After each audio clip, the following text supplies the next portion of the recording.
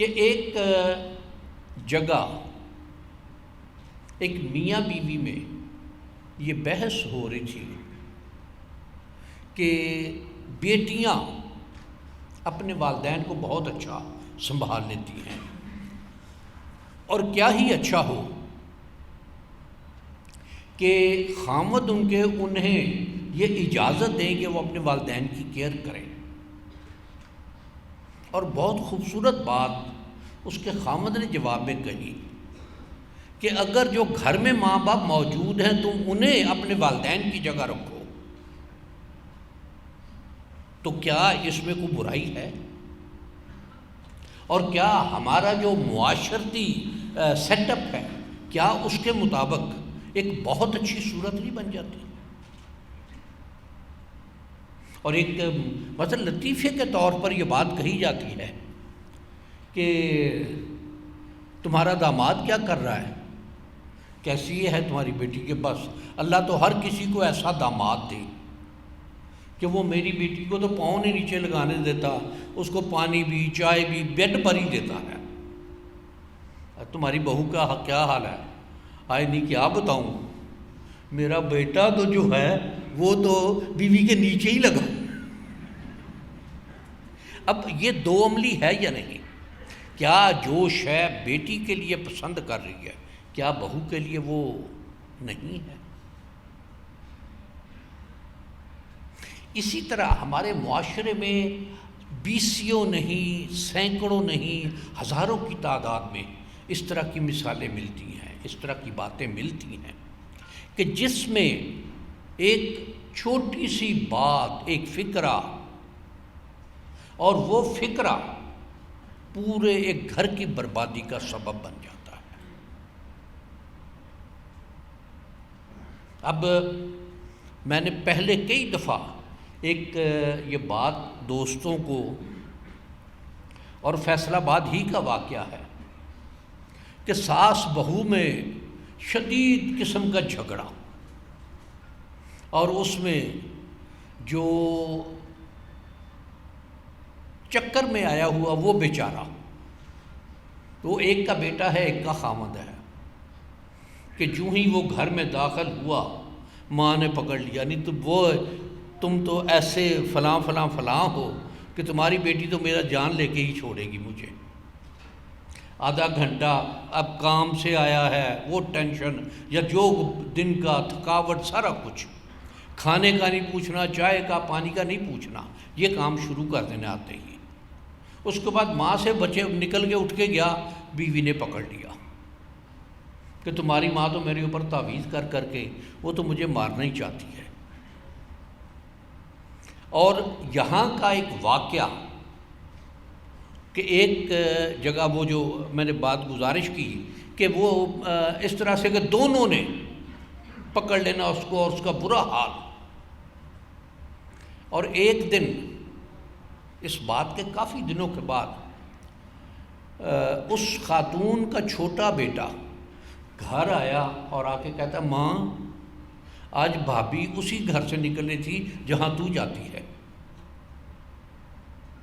ایک ہی شخص سے دونوں عورتیں تعویذ لے رہی ہیں ایک ہی طرح سے، اور اسی کی بات پر کہ وہ ساس کو یہ کہتا ہے کہ تمہاری بہو تو تمہیں مروانا چاہتی ہے، اور وہ اس کے لیے اس کو تعویذ دے رہا ہے، اور بہو کو بھی کہ تمہاری ساس تمہیں مروانا چاہتی ہے، اس کے لیے بہو کو تعویذ دے رہا ہے۔ اور اس گھر میں جو فساد برپا ہے، اس گھر میں جو ایک ٹینشن ہے، اور یہ چیزیں دیکھیے کہ اس کو آگے چلتے ہوئے اگر کہ جس طرح سے قرآن مجید کا ارشاد ہے کہ وَلَا تَنَابَزُوا بِالْأَلْقَابِ، کہ لوگوں کو برے القاب سے، برے ناموں سے مت پکارو۔ اب کسی کا کوئی جسمانی عیب ہے، کسی کی آنکھ نہیں ہے، کسی کی ٹانگ نہیں ہے، یا کچھ اور کوئی عارضہ ہے، اس کو پیدائشی عارضہ ہے اس میں اس کا، لیکن یہاں ایک اس کی پہچان بنا دی جاتی ہے کہ وہ فلاں کانے کو دیکھا ہے، یا فلاں وہ کون کانا، لنگڑا، یہ اس طرح کی باتیں، یہ جو ایک عزت نفس کو مجروح کرنے کی بات ہے کہ ایک شخص جس کا اپنے عیب میں کوئی اس کا قصور نہیں، اور اگر ہو بھی گیا ہے، کسی کا کوئی ایکسیڈنٹ میں ٹانگ ٹوٹ گئی، ٹانگ چھوٹی ہو گئی، اس طرح کے اور کوئی اس طرح کا عارضہ ہو گیا، تو اس میں ایک اس کی پہچان کے لیے بنا دیا گیا۔ ہمارے یہاں کچھ عرصے سے ایک جو بلیسفیمی کا، اور اس میں سب سے بڑی بات کہ سیالکوٹ میں جو واقعہ ہوا سری لنکن شہری کے ساتھ، یا ادھر میاں چنو والی سائٹ پر ایک واقعہ ہوا، مسجد کا واقعہ ہوا۔ اب قرآن مجید کا ارشاد ہے کہ اگر تمہارے پاس کوئی فاسق خبر لے کر آئے تو اس کی اچھی طرح چھان بین کر لو، فتبینوا، اور اس میں یہ کہ ایسا نہ ہو کہ تم اس خبر کی بنیاد پر کوئی عمل کر لو اور بعد میں تمہیں پچھتانا پڑے۔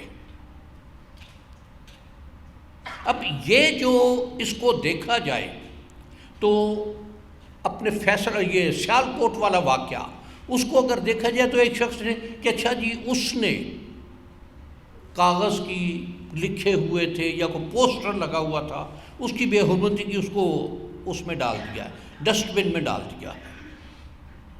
اس کے بعد جب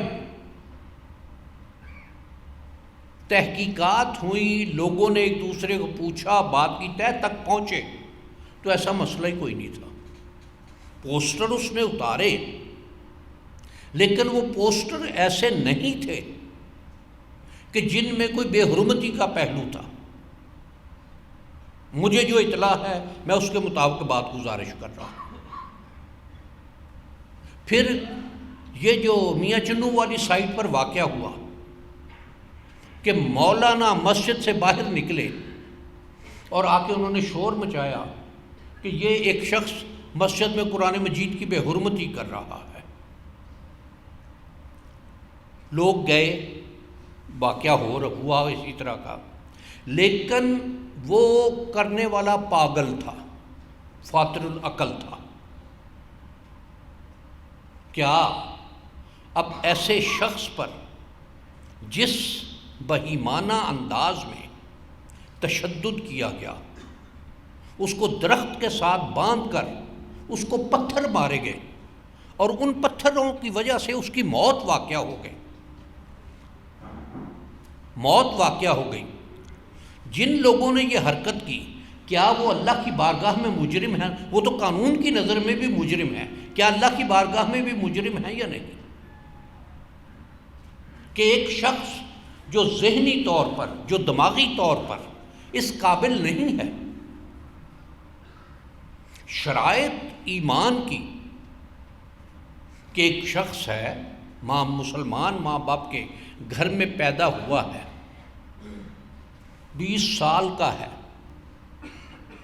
لیکن اس کی دماغی صلاحیت نہیں ہے، اس پر قرآن، نماز، روزہ، حج یا زکوٰۃ کوئی شے بھی وہ مکلف نہیں ہے اس بات کا، اس لیے کہ دین کے احکامات پر عمل پیرائی جو ہے اس کے لیے شرط عاقل اور بالغ ہونا۔ اب یہ عاقل اگر کوئی نہیں ہے، بے شک بالغ ہے، تو اس پر اس کی حدود نہیں آئے گی، اس کی ذمہ داری نہیں آئے گی۔ ہمارے ہاں بغیر کچھ سوچے، بغیر کچھ جانے، اور اس کو اگر تھوڑا سا ماضی میں چلے جائیں تو کچھ واقعات ہوئے۔ لاہور میں ایک واقعہ ہوا، ایک بستی جلا دی گئی۔ اسی طرح گوجرے میں شاید ایک واقعہ ہوا، وہاں بھی ایک بستی جلا دی گئی۔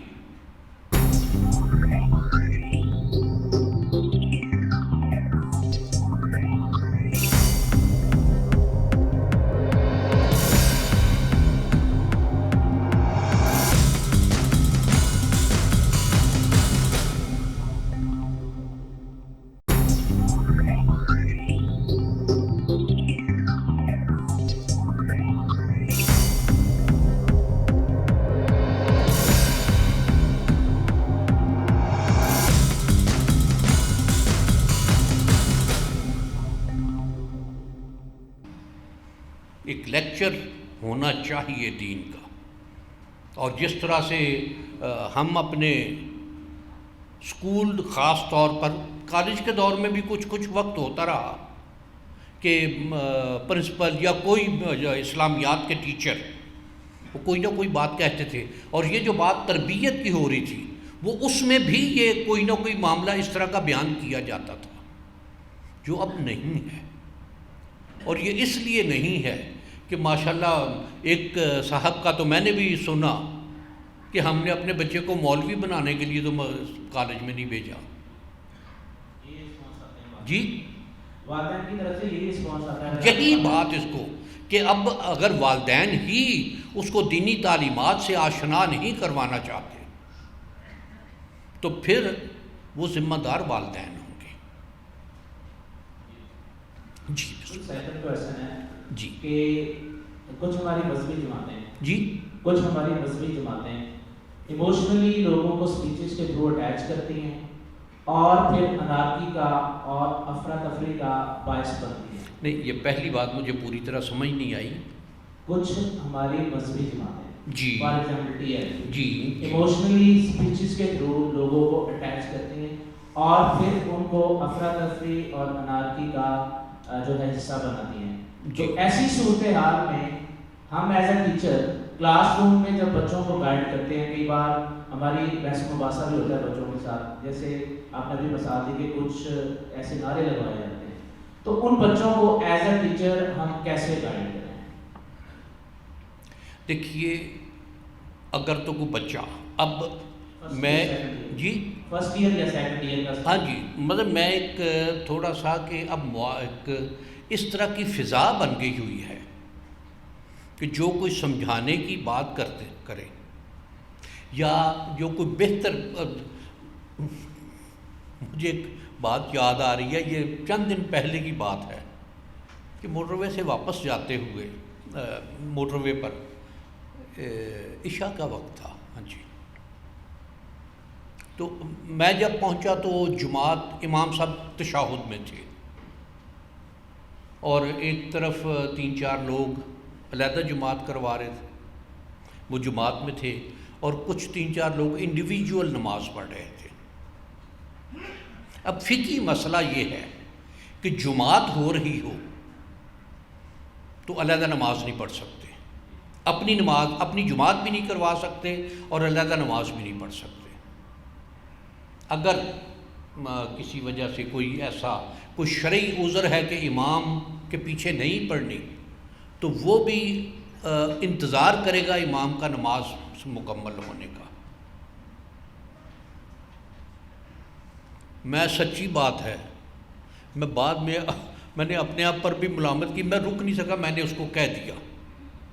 میں مثلا وہ بیٹھا تو جماعت میں نہیں شامل ہو سکا میں، کہ میرے تکبیر کہنے تک امام صاحب نے سلام پھیر دیا، تو میں سائڈ پر ہوا تو یہ بھی سلام پھیر دیا. میں نے کہا کہ مجھے جہاں تک مجھے مسئلے کا پتہ ہے کہ جماعت ہو رہی ہو تو نماز نہیں ہوتی دوسرے کی، کہ جی ہم تو مغرب پڑھ رہے تھے. اب یہ بات لمبی ہو جائے گی، لیکن اس میں اب یہ ہے کہ ایک جواز اس کے پاس ہے نا جواز یہ، اور اس نے بالکل اپنی نیت یا اپنے مزاج کو دیکھتے ہوئے اس نے دین کے احکامات کو یا فقہی مسائل کو یا شرعی باتوں کو ایک طرف رکھ دیا. تو یہ چیزیں جو ہیں اس میں کہ اب جو یہ معاملہ ہے کہ میں درست ہوں باقی پوری دنیا غلط ہے، یہ معاشرہ بن گیا ہوا یا نہیں. تو اس میں اپنے آپ کو دیکھ کر کے اگر کوئی بات سننے کے لیے، سمجھنے کے لیے یا اس کے لیے تیار ہے تو پھر بات کہہ دینی چاہیے. اور شکر الحمدللہ ہمارے ہاں بھی یہ بات کہ بحث نہیں، یہ کہ کسی کو مائک ملا ہے تو وہ بحث نہیں. میں نے اپنا نقطہ نظر دیا ہے کسی بات کے بارے میں، کسی کو پسند ہے بسم اللہ، نہیں پسند تو مرضی ہے اس کی. یہ اس کو اس طرح سے، شاید میں بات واضح کر دی یا نہیں. کہ بھئی میرا نقطہ نظر اس میں، یا میرا جو علم ہے، میری جو تعلیم ہے، یا میں نے جو سیکھا ہے وہ یہ ہے، باقی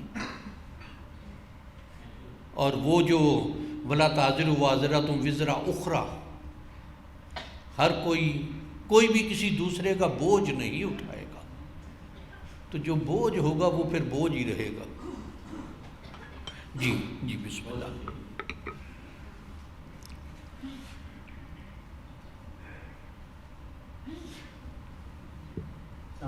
وعلیکم السلام۔ ایک سوال اور تھا میرا، یہ بہت بڑی برائی ہمارے، اس کو برائی کہہ لیں یا جو بھی ہے، کہ پیرنٹس جو ہیں وہ اپنے بچوں کا جو کمپیریزن ہے وہ دوسروں کے بچوں سے کرتے ہیں۔ مثلا اگر چاچا کا یا پھوپھی کا بیٹا یا بیٹی اگر ڈاکٹر بنے ہیں تو ہمارا بچہ چاہے اس کے کیلبر کا نہیں ہے، وہ زبردستی اس کو اس سائڈ پہ ڈال دیا جاتا ہے جی، اور پھر میسج بھی کیا جاتا ہے کہ تمہارے نمبر کیوں نہیں آ رہے۔ اور دوسرا، بہن بھائیوں کا آپس میں بھی کمپیریزن کیا جاتا ہے کہ اگر بڑے بہن یا بڑے بھائی کے نمبر اتنے آئے ہیں تو تمہارے کیوں نہیں آ رہے، چھوٹے کے یا چھوٹی کے نہیں آ رہے۔ اس پہ ذرا تھوڑی سی دیکھیے، اگر تو یہ کمپیریزن پازیٹیو ہے تو خیر ہے، اگر یہ کمپیریزن نیگیٹو ہے تو بالکل شر ہے۔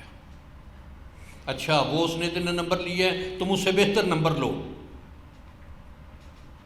یہ خیر کی بات ہو گئی۔ اس نے اتنے نمبر کیسے لے لیے، تم نے کیوں نہیں لیے، یہ شر کی بات ہو گئی۔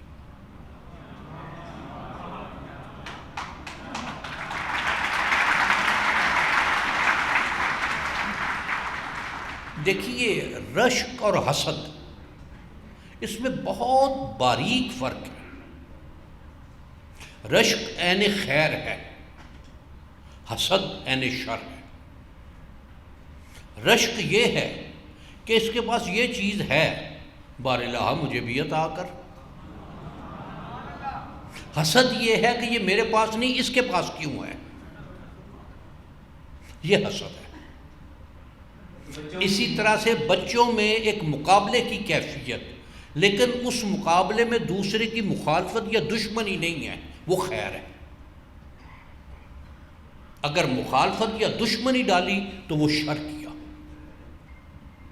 کہ اچھا بھائی اس نے اتنے نمبر لیے ہیں، چلو تم ذرا تیز ہو کے اس سے بہتر نمبر لے کر دکھاؤ۔ ایک مقابلے کی کمپٹیشن، یہ کمپٹیشن کی ایک کیفیت بنتی ہے، اور کمپٹیشن یا مقابلہ اگر پازیٹیو ہو تو عین خیر ہے، اگر پازیٹیو نہ ہو تو پھر شر ہی شر ہے۔ کیفیت کو بھی دیکھتے ہوئے جی، بچے کی ذہنی کیفیت کی بات ہوتی ہے، کچھ بچے نہیں اتنے ہوتے پازیٹیو، پھر انہیں پھر ڈانٹتے ہیں۔ ہاں دیکھیے، وہ چیز غلط ہے۔ اگر ایک بچے میں کیپیسٹی نہیں ہے، اس کی ایبلٹی نہیں ہے، تو پھر اس کے ساتھ کیا کریں گے آپ؟ اور ویسے تو میں موجودہ دور کے رزلٹ کے 1100 میں سے 1095 نمبر، 1097 نمبر، 1092 نمبر، پتہ نہیں یہ کیسے آ جاتے ہیں۔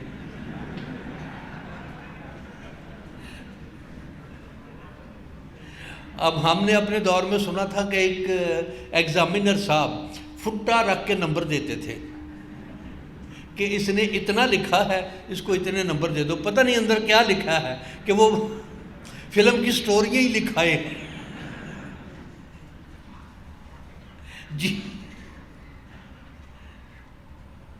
ٹاپک کے حوالے سے، جی، ٹاپک کے اعتبار جی، سے معاشرتی برائیاں اور ہماری ذمہ داری، جی، ایز اے ہول، یعنی جو معاشرتی برائیاں ہیں، جی، جتنے خوبصورت انداز میں آپ نے ارشاد فرمایا قرآن پاک کے سورہ حجرات کے حوالے سے، جی، کچھ تو وہ ہیں کہ جن پہ حد لاگو ہوتی ہے، جی، جن پہ حد لاگو ہوتی ہے یا جی، قانون پہ گرفت کرتا ہے، جی، کچھ ایسی ہیں کہ جن پہ یعنی وہ حد لاگو نہیں ہوتی۔ جی، تو اس میں حضور جیسے اور برائیاں ہیں جس میں کرپشن بھی ہے، جی، اور اس میں ایسے نااہل لوگ کہ جو کسی ادارے کا سربراہ بنا دیا جائے، جیسے کسی بھی انسٹیٹیوشن کا، یونیورسٹی کا ہو، کالج کا ہو، ہیڈ آف ڈپارٹمنٹ ہوتا ہے ہاسپٹل کا ہو کہ وہ اس کا اہل نہیں ہے، اس کو بنا دیا گیا،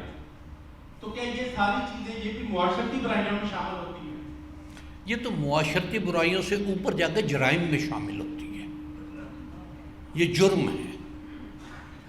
جرم یہ ظاہر ہے کہ جرائم جتنے بھی ہیں معاشرتی برائیاں تو وہ ہیں، جی یہیں سے جنم لیتی ہیں۔ ان سے اب نہیں، اس کو دیکھیے کہ کچھ برائیاں ایسی ہیں جن پر کوئی حد یا تعزیر لاگو نہیں ہوتی۔ اب باقی قتل کرنا کیا معاشرتی برائی نہیں ہے؟ اس پر حد لاگو ہوتی ہے یا اور اس طرح کی چیزیں۔ تو یہ کرپشن بھی جو ہے، اب ایک واقعہ یا ایک کہانی، اب واللہ عالم وہ کتنی حقیقی ہے اور کتنی غیر حقیقی ہے، کہ رشیا میں ایک رشین بیوروکریٹ تھا، اس پر KGB کو شک ہوا کہ یہ CIA کا ایجنٹ ہے، اس کے خلاف تحقیقات ہوئیں اور سالوں چلتی رہی تحقیقات۔ اس کے بعد اس کو کلیئر کر کے وہ تحقیق بند کر دی گئی۔ اس کے بعد وہ بندہ ریٹائر ہو گیا اور امریکہ شفٹ ہو گیا۔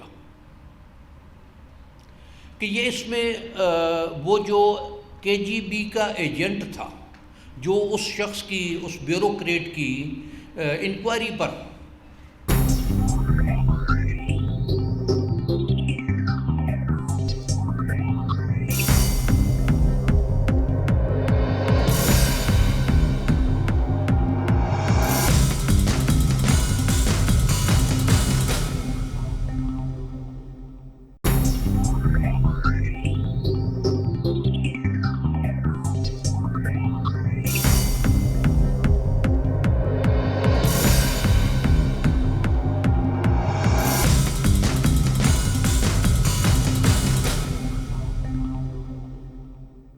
جس کو ڈیوٹی ملی ہوئی تھی، کہ وہ بھی ریٹائرمنٹ کے بعد امریکہ چلا گیا۔ ایک دن اس کو وہ مل گیا بیوروکریٹ، اس سے ہیلو ہائی کی اور اس نے اس وقت معذرت کی کہ میں نے تمہیں اتنے سال بہت تنگ کیا کہ ہمیں یہ اطلاع ملی تھی کہ تم CIA کے ایجنٹ ہو اور ان کے پے رول پر ہو، لیکن میں نے اتنے سال تمہارے خلاف انکوائری کرتا رہا، مجھے کوئی ایسی چیز نہیں ملی، تو میں نے جو تمہیں تنگ کیا میں اس کی معذرت چاہتا ہوں۔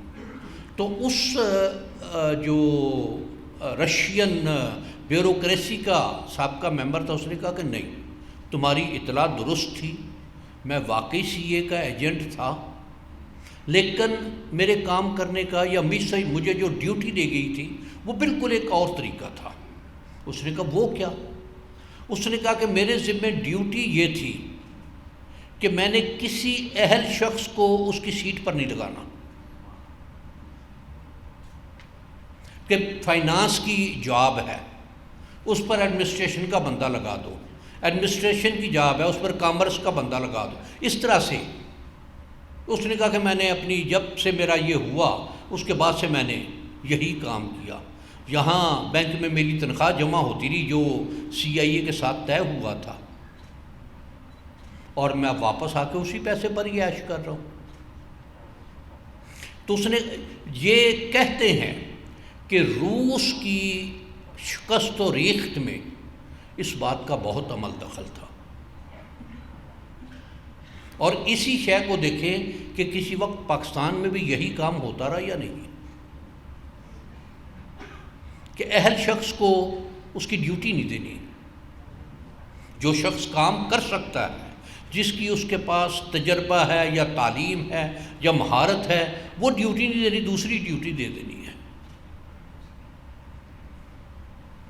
آپ کا سوال کیا تھا؟ میں حضور اسی ضمن میں یہ باتیں ظاہر ہم نے تو یہی سے سمجھنی ہے جی، کہ جو جس میں ہے کہ ہماری ذمہ داریاں، ٹھیک ہے نا جی، ملاوٹ ہے، جیسے جھوٹ بولنا ہے، کہ جی پیمنٹ کی کوئی ذمہ داریاں ہیں، جی، ٹرائی اینگل جیسے آپ نے فرمایا، والدین ہیں، مدرسہ مسجد ہے، جی، ٹھیک ہے جی، آگے استاد ہیں، تو یہ ان کی کمزوری کہاں ہے زیادہ؟ ہمارا دین اسلام سب سے زیادہ زور یا رولز اینڈ ریگولیشن ہمارے رجسٹرڈ ہیں. دیکھیے ہمارے ہاں زور ہے نیک بننے پر.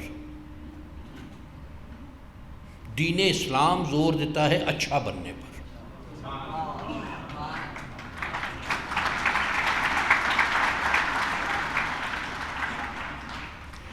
دیکھیے عبادات بندے کا اور اس کے اللہ کا معاملہ ہے. ایک شخص 5 کے بجائے 9 نمازیں پڑھنے والا ہے, 11 نمازیں پڑھنے والا ہے, لیکن لوگوں کے ساتھ اس کی گفتگو ٹھیک نہیں ہے, کوئی اس کو اچھا کہے گا؟ پھر یہ ہے کہ ایک شخص نمازیں اپنی صحیح وقت پر پڑھ لیتا ہے, لیکن اپنے معاملات میں وہ کھرا ہے, سچا ہے, کہ کاروباری ہے تو جو وعدہ کیا وہ پورا کیا, صحیح کیا, مال دیا ٹھیک دیا, مال لیا ٹھیک لیا. اب یہ مال ٹھیک لینے دینے میں مجھے ایک لطیفہ یاد آ رہا ہے کہ ایک دکاندار تھا, ایک دیہاتی, اس کے پاس مکھن بیچنے آتا تھا. وہ کچھ دن کے بعد مکھن لے کر آتا تھا اور اس سے مختلف چیزیں لے لیتا تھا اس کی قیمت کے بدلے میں. ایک دن دکاندار نے یہ کہا کہ ذرا مکھن تول کے تو دیکھوں کہ وزن پورا مل رہا ہے یا نہیں مجھے. اس نے اپنی ترازو میں رکھا تو دیکھا کہ وہ تو کلو کے بجائے 800 گرام ہے. بیٹھ گیا اور بڑا غصہ اسے آیا. جب وہ دیہاتی مکھن لے کر آیا تو اس نے اس کے دکان پر چڑھنے سے پہلے ہی اس کو گالیاں دینی شروع کر دی کہ تم بے ایمان ہو, یہ ہو, وہ ہو, کہ تم مجھے 1 کلو کے بجائے 800 گرام دے کے جاتے رہے ہو. بہت کچھ اس نے کہا. اس کو کہا کہ نکل جاؤ واپس. اس نے کہا میری ایک بات سن لو صرف.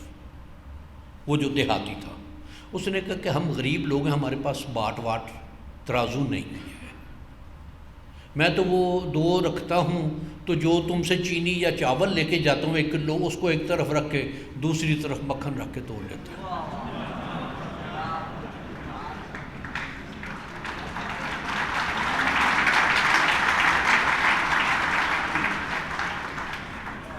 اب یہ دیکھیے یہ بھی ایک ہے نا کہ ہم ایمانداری کا ڈنڈورا بہت پیٹتے ہیں, ایمانداری کی تبلیغ بہت کرتے ہیں, نیکی کے کام کرنے کا لیکچر بہت دیتے ہیں, لیکن جہاں بات آتی ہے سب کچھ بھول کر خود وہی کام شروع کر دیتے ہیں جس کی ممانعت ہے.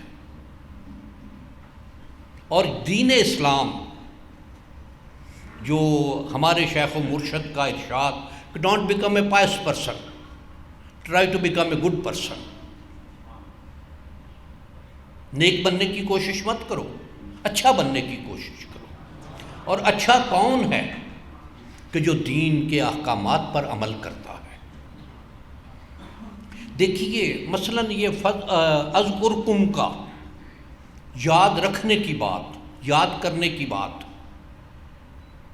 یاد کرنا یہ ہے کہ سڑک پر جاتے ہوئے ایک خاتون نظر آئی, بہت خوبصورت ہے, جوان ہے, بڑی اس کی اچھا جسم ہے, بڑا اچھا اس کا چہرہ ہے, اچھا میک اپ, اچھا بہت خوبصورت ہے. اس پر نظر پڑی, دوسری نظر کی اندر خواہش ہوئی تو اندر نے آواز دی کہ حیا کر, تیرے اللہ نے اس شے کو حرام قرار دیا ہے. اس شے کا شاہد کوئی نہیں ہے, جو اندر نے آواز دی اس کا گواہ کوئی نہیں ہے, لیکن وہ مالک تعالیٰ جاننے والا ہے. اور پھر یہ بھی کہ ایک خاتون کو دیکھا دور سے چلی آ رہی ہے, آتے قریب سے گزر گئی, لا حول ولا قوت, کہ نظر تو ایک ہی ڈالی ہے نا. اور کیا یہ اللہ کو چیٹ کرنے والی بات ہے یا نہیں؟ اور وہ ارشاد فرماتا ہے کہ وَمَا كَرُوا وَمَا كَرَ اللَّهُ وَاللَّهُ خَيْرُ الْمَاكِرِينَ, کہ ایک تدبیر اس نے کی, ایک تدبیر اللہ نے کی, اور اللہ کی تدبیر سب سے بلند تر ہے۔ اور یہ چیز کہ نیک بننے کا، نیک بننا کیا ہے کہ لوگوں میں اعلان کرو کہ میں اتنی نمازیں پڑھتا ہوں، میں نے یہ روزے رکھے ہیں، میں نے اتنے حج کیے، میں نے اتنے عمرے کیے، میں نے اتنی زکاتیں دی، میں نے اتنے انفاق کیے، میں نے اتنے لوگوں کا علاج کروایا، میں نے اتنے بچیوں کی شادیاں کروائیں، میں نے اتنے لوگوں کی تعلیم کا خرچہ برداشت کیا۔ کیا لوگوں سے یہ صلہ چاہو گے؟ یہی ہے نا نیک ہونا، کہ لوگ کہیں تمہیں کہ جی یہ تو بہت نیک بندہ ہے۔ تو پھر یہ حدیث مبارک میں ہے کہ اللہ تعالیٰ کی بارگاہ میں روز محشر 3 طرح کے لوگ پیش ہوں گے۔ سب سے پہلے ایک شہید آئے گا، تو اللہ تعالیٰ کی طرف سے حکم ہوگا کہ اسے جہنم میں پھینک دو۔ وہ یہ کہ بار الہ کیوں؟ تیرا وعدہ ہے کہ جو تیرے راستے میں جنگ کرتا ہوا مارا جائے گا اسے تو جنتوں کے اعلیٰ مقام دے گا۔ تو ارشاد ہوگا کیا تیری یہ سوچ نہیں تھی کہ لوگ تیری بہادری کے چرچے مدتوں کرتے رہے؟ کہ بار الہ یہ تو سوچا تھا، تو پھر جو تو نے سوچا تھا وہ تجھے ریوارڈ ملا۔ لوگ مدتوں تک تیری بہادری کے چرچے کرتے رہے، وہ جو تو نے چاہا تھا وہ تجھے مل گیا، اب میرے ہاں تیرا حصہ کوئی نہیں ہے۔ پھر ایک عالم کو لایا جائے گا اور اس کو یہی ہوگا کہ اس کو جہنم میں پھینک دیا جائے۔ وہ یہ کہے کہ بار الہ تیرا یہ حکم کہ جو تیرے علم کو، تیرے احکامات کو لوگوں تک پہنچائے تو اسے جنت دے گا۔ تو ارشاد ہوگا کہ کیا تیری خطابت کے چرچوں کا تیرا خواہش نہیں تھی؟ کہ بار الہ تھی، کہ وہ تو پھر مل گئی تجھے، لوگ بہت عرصے تک تیری خطابت کے چرچے کرتے رہے۔ پھر تیسرا ایک بہت سخی شخص کو لایا جائے گا کہ جو لوگوں کی بہت مدد کرتا تھا۔ وہ یہ کہے گا کہ تمہارا یہ حکم ہے انفاق فی سبیل اللہ، کہ اس کی مثال ایسی، ایک دانہ گندم کا، اس ایک دانے سے 7 بالیاں، 7 بالیوں میں ہر بالی میں 100 دانے، اور یہ بھی کہ اور بہت کچھ تیرا۔ تو بار الہ یہ کیسے کہ تیرا یہ نہیں تھا کہ لوگ تیری سخاوت کے تذکرے کرتے رہے، لوگ دوسروں کو مثالیں دیتے رہے کہ یہ اتنا سخی شخص۔ بار الہ یہ تو بات تھی کہ وہ تجھے مل گیا صلہ۔ نیکی وہ ہے، نیک ہونا وہ ہے جو اس کی بارگاہ میں قبول ہو جائے، مقبول ہو جائے۔ وہ پیمانہ، وہ پیرامیٹر، وہ کرائیٹیریا کسی کے پاس نہیں ہے۔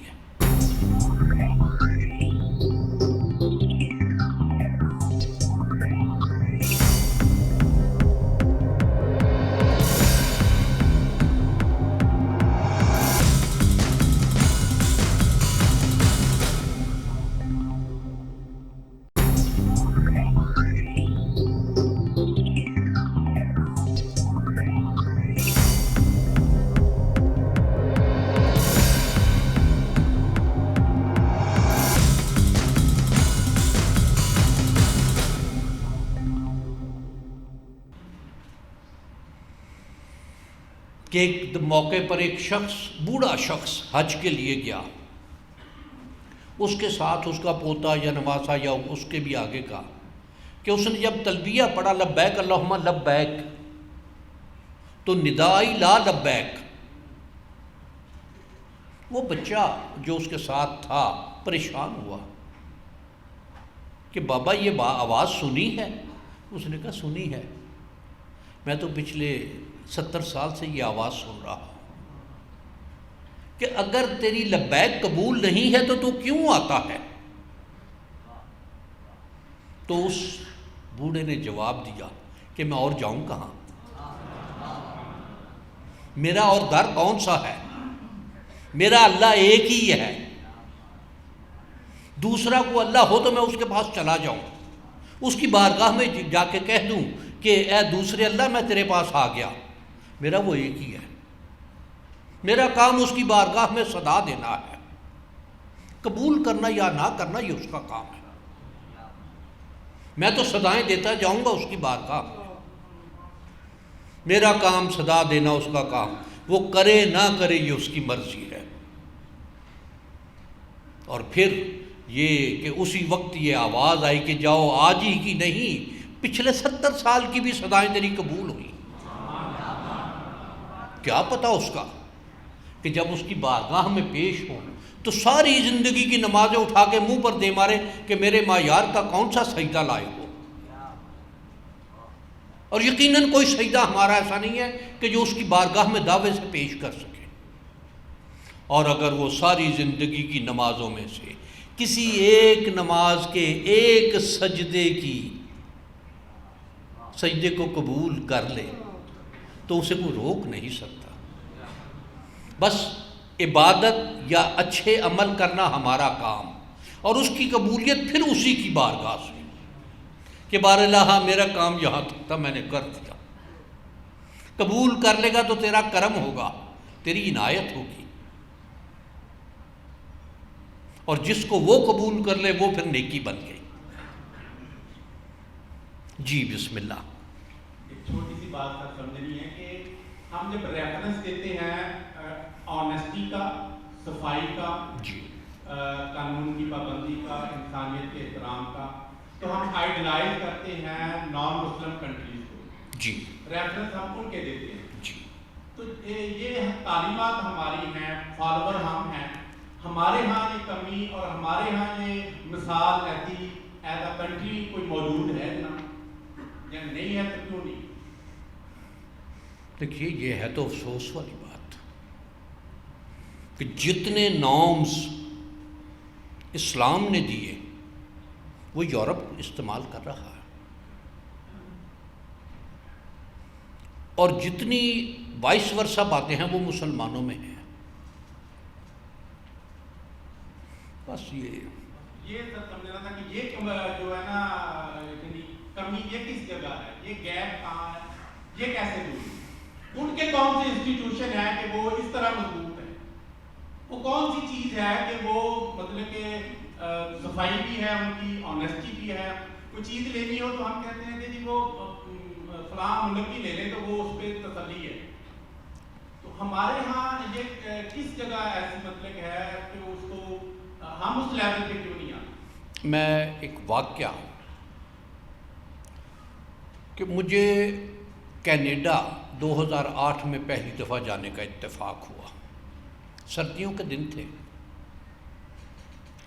ایک بس سٹاپ پر سارا شیشے سے بند تھا، شیشے کا بنا ہوا تھا، اور سردی سے بچنے کے لیے اس کے اوپر ایک چھوٹا سا بورڈ لگا ہوا تھا کہ سگریٹ پی کر یا بوتل پی کر پھینکنے والے کو $500 جرمانہ ہوگا. $500 ان کے لیے بڑی رقم ہے. اس وقت بھی تھی، آج بھی ہے. اس وقت شاید 2008 میں $500 کوئی 12-13 ہزار بنتا تھا، 15 ہزار شاید، اتنے کا ہی تھا، 25-30 روپے ڈالر تھا. اس وقت $500 اتنا بنتا تھا. آج $500 میرا خیال آج کے ریٹ کے حساب سے 90,000 روپیہ بن جاتا ہے. 180 سے اوپر چلا گیا ہے. 180 یعنی 90,000 روپیہ $500. یہ جرمانہ تھا کہ جس کسی نے سگریٹ پیا سڑک پر اور پھینک دیا، بوتل پی پھینک دی. ایون ان کے ہاں یہ تھا کہ تھوک کسی نے پھینکا سڑک پر. دوسری دفعہ مجھے 2019 میں 2018 میں نے دیکھا وہاں کہ کوئی بورڈ ایسا نہیں تھا لگا ہوا. میں نے پوچھا، ان کا جی وہ ختم کر دیا سزا انہوں نے، کہ اب لوگ اتنے عادی ہو گئے ہیں کہ وہ سگریٹ پیتے، اول تو پیتے نہیں، اگر پیے تو سڑک پر نہیں پھینکتے، بوتل نہیں پھینکتے. اور دوسری چیز ٹریفک وہاں کی، مجھے جو کہ رات 3 بجے ہم ایک دیہاتی علاقے سے گزر رہے تھے، اشارہ نہیں تھا، صرف ایک نشان ہاتھ کا اس طرح سرخ بنا ہوا تھا. جس گاڑی پر ہم تھے اس نے 0 سپیڈ کی، اس کے بعد اس نے چلائی. میں نے کہا کہ یہ کیا؟ اس نے کہا جی یہ اصول ہے یہاں کا کہ رات میں لائٹ سے پتہ چل جاتا ہے کہ لیفٹ رائٹ سے کوئی گاڑی آ رہی ہے، لیکن پتہ چل رہا ہے کہ کوئی گاڑی نہیں آ رہی. مجھے 0 سپیڈ کے وہ سٹاپ کا لگا ہوا ہے نشان وہاں، ہاتھ اس طرح ریڈ کہ میں نے روکنی ہے گاڑی. دوسرا ان کا اصول کہ ایک لمحہ پہلے سامنے والی سائڈ پر گاڑی روکی ہے. اب جب تک وہ نہیں گزرے گا یہ نہیں گزرے گا. تیسری بات جو میں نے وہاں کہ ایئرپورٹ سے نکلے وہ جو اس کا پیسے جو دینے ہوتے ہیں ٹول پلازا پر، جس لائن میں جس میں میں تھا وہ گاڑی تھی، اس کے ایک گاڑی اور آگے اس میں کوئی پرابلم ہو گئی، لائن رک گئی. میں نے یہ ڈاکٹر مبین صاحب تھے، میں نے کہا کہ ادھر سے نکال لیں، خالی تھا وہ. آپ انہوں نے کہا نہیں، یہ یہاں وہ جب تک وہ کون نہیں رکھ دیتے وہاں کہ یہ گاڑی اب استعمال میں کے لیے نہیں رہی، کہ گاڑی میں کوئی ایسی پرابلم ہو گئی ہے کہ وہ ہٹے گی تو نہیں ہٹ سکتی جلدی، تو پھر دوسرے لین میں جا سکتے ہیں، ادروائز نہیں. کیا ہمارے ہاں اشارہ توڑنا بہادری ہے یا نہیں؟ اور ایک لطیفہ یاد آ گیا. ایک سردار صاحب رات کے وقت جا رہے تھے گاڑی پر، جو ریڈ لائٹ آئے وہ گاڑی اشارہ کراس کر جائے. ان کی بیوی کا بھی سردار جی دھیان کریں کچھ، وہ کہا شیر بن شیر. ایک نہیں ابھی پورا سن لے لطیفہ. پھر جاتے جاتے ایک اشارے پر پہنچے، وہ سبز لائٹ تھی، سردار صاحب نے گاڑی روک دی. بیوی نے کہا جی اب کیا ہوا؟ اس نے کہا کہ شیر دوسری طرف سے نہ آ رہا ہو.